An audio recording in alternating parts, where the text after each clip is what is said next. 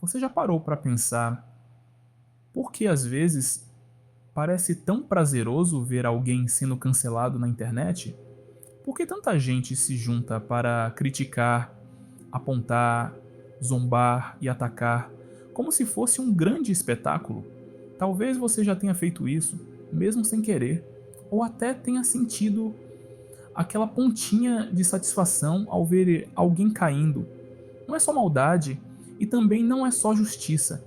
Existe algo muito mais profundo acontecendo, algo que a gente carrega há séculos como sociedade e que hoje, com as redes sociais, não ganhou uma velocidade e uma força que talvez a gente nunca tenha visto antes. E é sobre isso que a gente vai falar agora, sobre como o cancelamento é, ao mesmo tempo, punição, diversão, catarse e também uma forma de controle social. E para entender tudo isso, a gente precisa viajar até o passado e também buscar a ajuda de dois pensadores que explicaram como a sociedade funciona muito antes de existir Twitter ou TikTok, Michel Foucault e Émile Durkheim. Imagine uma cidade medieval. Na praça central, um criminoso vai ser executado. As pessoas se amontoam, disputam espaço, empurram, gritam. Não é só para fazer justiça. É também porque aquilo é um evento, um espetáculo, uma chance de olhar, comentar, sentir medo e, ao mesmo tempo, sentir prazer em ver a dor do outro.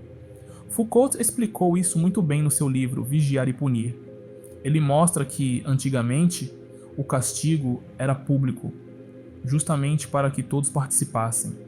Ao ver o outro sendo punido, a sociedade reafirmava suas regras. O que pode e o que não pode. Quem manda e quem obedece.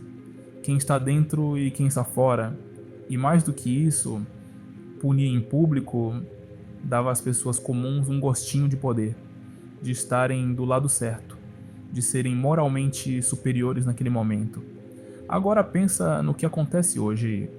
A gente não vê mais enforcamentos na praça, claro, mas a gente vê cancelamentos ao vivo.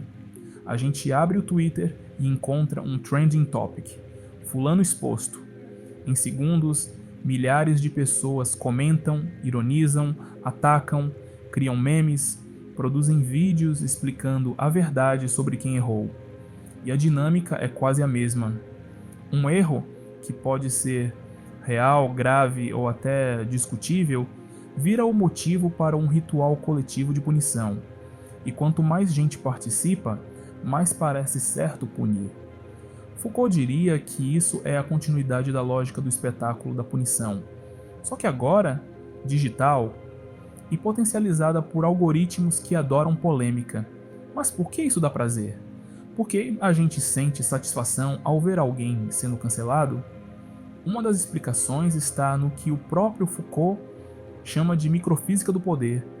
Ele mostra que o poder não é algo que vem só de cima, de governantes ou leis. O poder está em todos nós, nas relações, nos pequenos gestos. E quando alguém é cancelado, as pessoas comuns têm a chance de exercer esse poder, de julgar, de punir, de dizer eu não sou como ele. É quase como se a gente lavasse as mãos dos nossos próprios erros, projetando no outro tudo que achamos feio ou errado e nos sentindo limpos de novo. Durkheim, outro sociólogo importante, também ajuda já a entender. Para ele, a punição existe não apenas para corrigir quem errou, mas para reafirmar os valores que unem o grupo. É uma resposta emocional coletiva contra quem ameaça o que a gente acredita ser certo. Quando alguém fala algo que ofende, que escapa da norma, o cancelamento vem como um jeito de mostrar aqui não. E ao fazer isso, a comunidade se sente mais forte, mais coesa, mais do bem. E aí vem a parte mais interessante. O cancelamento não é só punição, é também entretenimento. Repare, todo cancelamento grande vira conteúdo. Surge vídeo explicando a treta do momento em 2 minutos. Surge meme, surge corte de podcast, surge react. Gera visualização, engajamento, dinheiro para canais e perfis que vivem disso. O cancelamento alimenta uma cadeia de conteúdo que ganha cada vez mais força, porque o público ele gosta de ver alguém caindo. E nesse ponto, a gente percebe que o prazer de cancelar não é só vingança moral, é também consumo de polêmica, de drama, de tragédia alheia. Talvez você se pergunte, mas e quem erra? Não merece consequências? Claro que sim.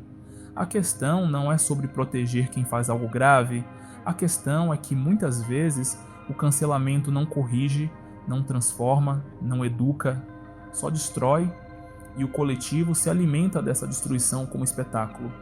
Parece duro dizer, mas às vezes não importa nem se a pessoa pediu desculpas, mudou ou foi inocentada depois. O cancelamento já aconteceu, a punição já virou conteúdo, e quem cancelou já sentiu a satisfação de atacar e de se sentir melhor que o outro.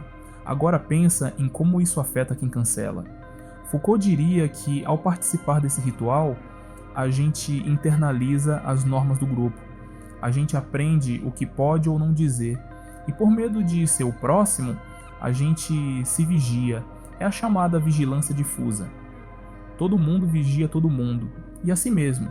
E Durkheim reforçaria essa punição coletiva fortalece a coesão do grupo, mas às vezes à custa de empatia, diálogo e até da própria liberdade de pensar diferente. Olha ao redor. Quantas pessoas famosas ou anônimas desapareceram depois de serem canceladas? Quantos temas deixaram de ser debatidos porque alguém teve medo de ser mal interpretado? E quantas vezes você mesmo pensou em falar algo e desistiu por medo de virar alvo? Essa é a parte silenciosa do cancelamento. Ele ensina as pessoas a se calarem e, ao mesmo tempo, alimenta quem lucra com polêmica.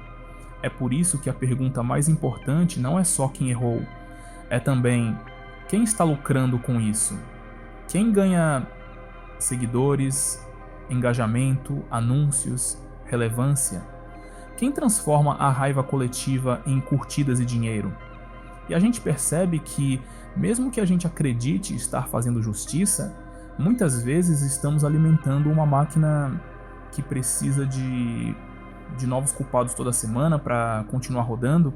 No fim das contas, cancelar alguém pode parecer justiça. Pode até começar como algo justo, mas muitas vezes se transforma em espetáculo. E o prazer que sentimos não é apenas o prazer de corrigir um erro, mas também o prazer de pertencer ao grupo certo e de ver alguém cair. É duro admitir, mas talvez seja exatamente essa verdade que explique por que cancelamentos são tão satisfatórios, porque eles nos colocam, mesmo que por alguns minutos, na posição de quem pode julgar, sem ser julgado. E talvez a reflexão mais importante seja: será que a gente quer mesmo uma sociedade que só sabe punir? Ou será que a gente deveria aprender a transformar, dialogar e perdoar?